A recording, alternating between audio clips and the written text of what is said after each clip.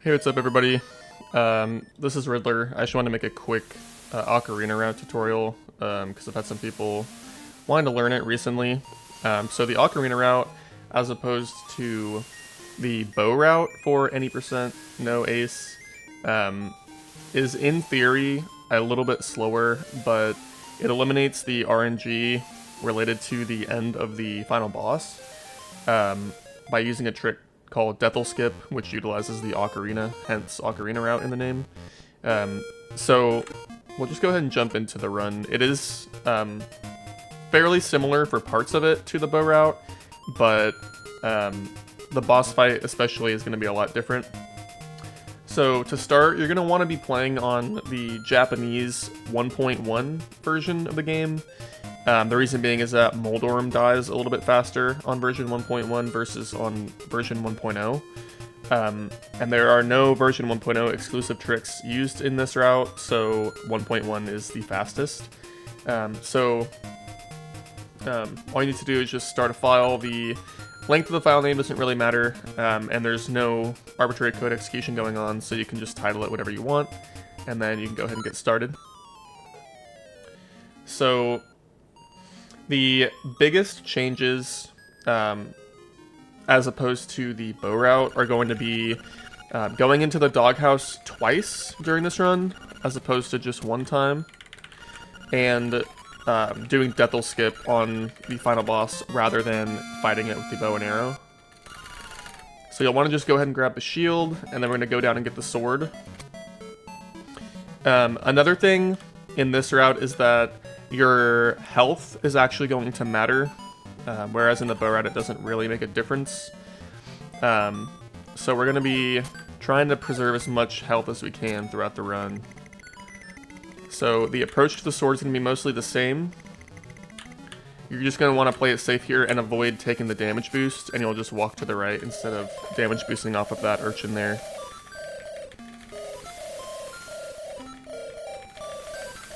And then just hold right and hold the shield button at the end of this text box.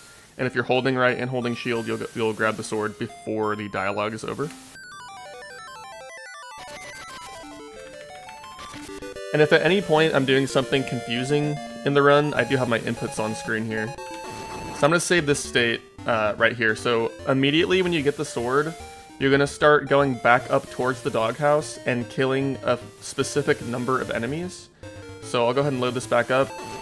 So whenever you see an enemy have that little explosion animation, and then sometimes they'll drop items, you want to see that full death animation play whenever you kill an enemy in order for it to count towards the counter. So there's one enemy. We have 2 and 3 here. 4 and 5. Then we have 6 here. We're trying to get to 8 kills here. So that's 6. If this guy gets in your way, you can kill him. So that's 7. And then, ideally, you kill both of these guys with a spin attack. But if that Octorok on the staircase is in your way, you can just kill one of these guys. Just make sure that your kill counter is at 8. Now, if you were to knock one of these Octoroks into this pit right here, it actually doesn't count as a death. So notice how that explosion animation didn't play there. That means that kill did not count towards the kill counter, so we're still at 8 now rather than 9. So just be wary if you're counting your kills, but you knock one of these Octoroks into this pit, you'll have to go back and kill another enemy in order to have the right doghouse. So let's just do all this one more time. So that's 1, 2, 3, 4, 5, 6,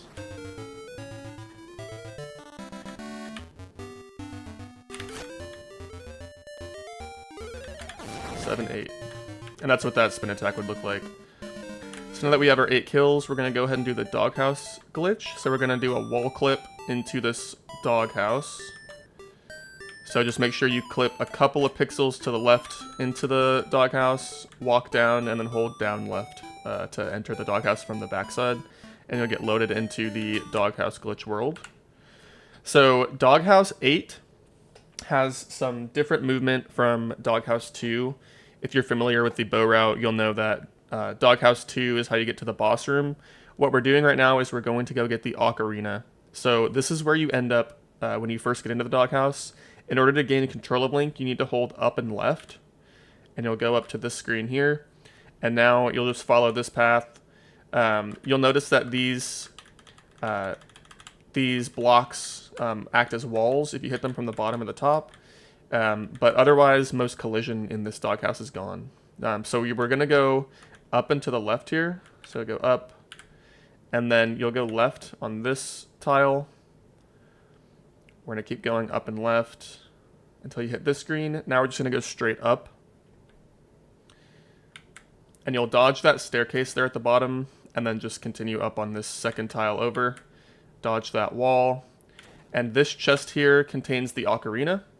So we're going to grab this and then save and quit. So open the chest, skip the text by pulling up the save and quit menu, and then you'll save to the home title screen. Load up the file, and now we have the Ocarina. We're going to go ahead and go back and kill 2 more Octoroks, and then we'll head into the boss room, just like normal. So to do this, you can just buffer sword off of this ledge, and spin attack to kill both these guys. And now we're headed back up to go to the boss fight.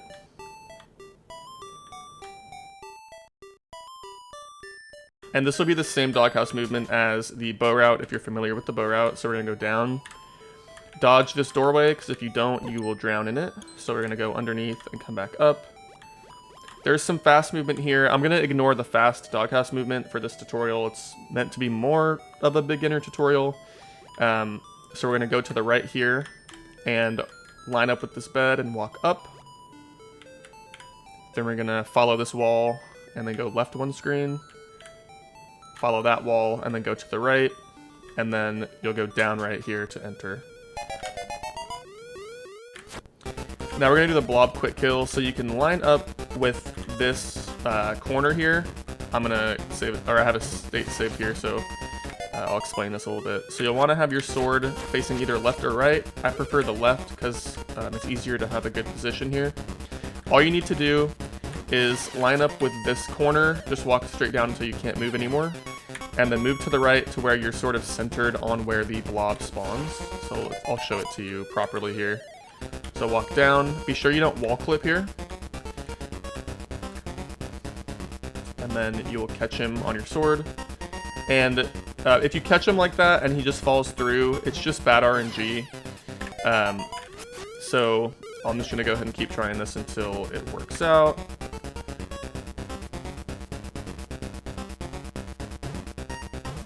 So you should get him 3 times, and then the Aghanim phase will begin. So this is the same as the bow route as well. You just fight Aghanim like normal. There are no real changes to this fight until we reach the Ganon phase. So whether or not you get a magic attack that you can reflect is going to be RNG. So if you take too much damage here, then you will be unable to finish the run with the Ocarina route. So I'm going to load my save state back up.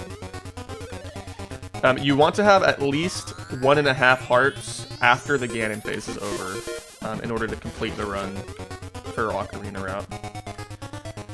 So bear with me here while I get good RNG.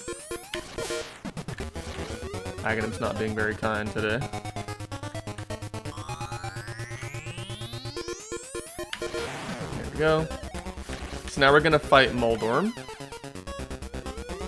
So you'll want to line up on this pixel that my sword was on, and then you need to do 16 hits on him.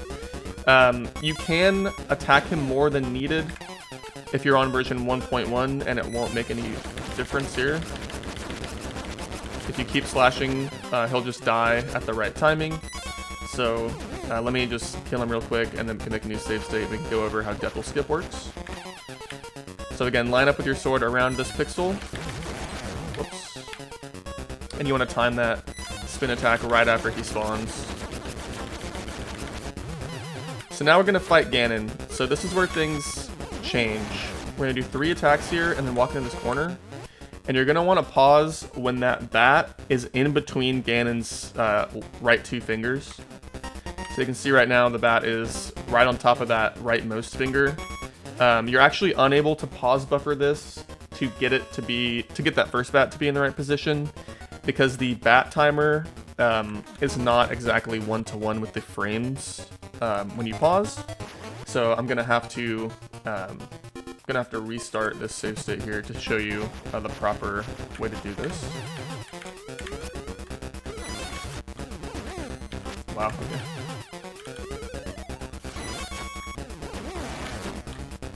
There's 3.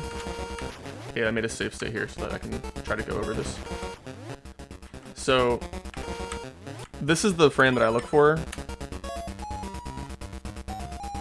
You'll want to buffer Ocarina out of the pause. So I believe there are 2 visual frames here that can work. Whoops. So let me equip this over my shield. So you can see that the bat kind of shuffled during the Ocarina playing, and now that bat on the right side is stuck. That's what you want to happen. That bat is basically going to, the game's going to think that that bat is the final phase, and it'll kill the bat once the Ganon phase ends, and it'll think that it's killing the Death Hole boss, and then the stairs will spawn. And that's kind of what our goal is here. So if you don't want to try to do this with 1 pause, and you want to try to buffer this trick, it is actually really simple. So if you pause and you're not on the right frame, what you need to do is equip Ocarina, and we're gonna wait for the next bat to turn from a flame into an actual bat shape. So you're just gonna pause buffer until that happens. So we're looking for that bat in the lower right corner. Okay, so it just turned into a bat. So now on this frame, we're gonna start map buffering. So you're gonna hold the select button, and you want to do 7 map buffers, and then out of that 7th map buffer, you're going to do an Ocarina, so you're going to buffer the B button out of your map screen. So this is what that looks like. So that's 1, 2, 3, 4, 5, 6, 7. Now hold Ocarina, and it's going to freeze that bottom right bat in that spot now.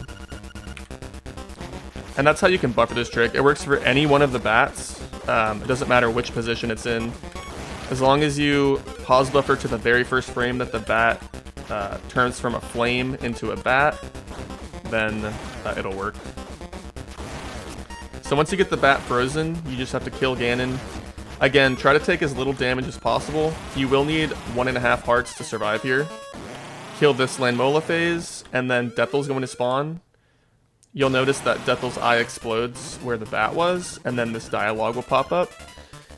So once you move away from this dialogue, once you master this dialogue, Death Hole will continue to attack you, but the stairs will spawn, and once you walk onto the stairs, you will take damage from the eyeball.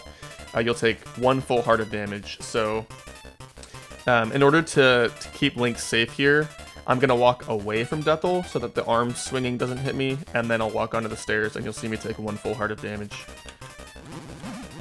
So you walk onto the stairs, take a little bit of damage, and time ends when the screen turns white there.